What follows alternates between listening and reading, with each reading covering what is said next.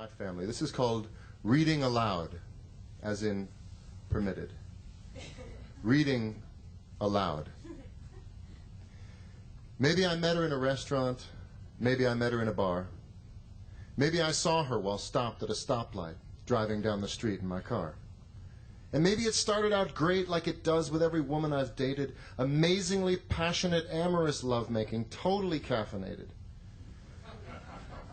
But no matter how varied our sex life, eventually, when we're in bed, women ask me to do the same thing, and it's starting to mess with my head.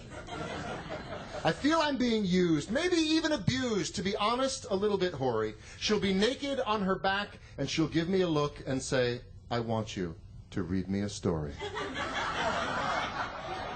They all want me to read to them. They demand it. I have no choice but to spread wide the pages of the book on the nightstand and get busy giving good voice.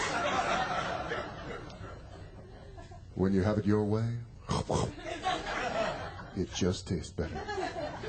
Because once upon a time, we grew up on stories and the voices in which they were told. We need words to hold us, for the world to behold us, for us to truly know our own souls. So I read them, the Chronicles of Narnia and the Education of Little Tree, and they close their eyes and listen as I did when these stories were read to me. All of my siblings and all of their friends, sometimes it was quite a crowd, would gather and listen to my mom or dad as they began to read aloud. A different voice for every princess, every knight, and all of the dragons. And when my mom read Tolkien, you could actually tell the difference between Frodo and Bilbo Baggins. We spent so much time reading out loud on long drives or nestled in reading nooks. Much of the man I am today was influenced by all the good books that my mother and father read to me when I was no more than a child. I know why the caged bird sings, and I know the call of the wild. Charlotte's Web, Watership Down, Roll of Thunder, Hear My Cry, The Diary of Anne Frank, A Wrinkle in Time, and The King Must Die. Read to your children all of the time.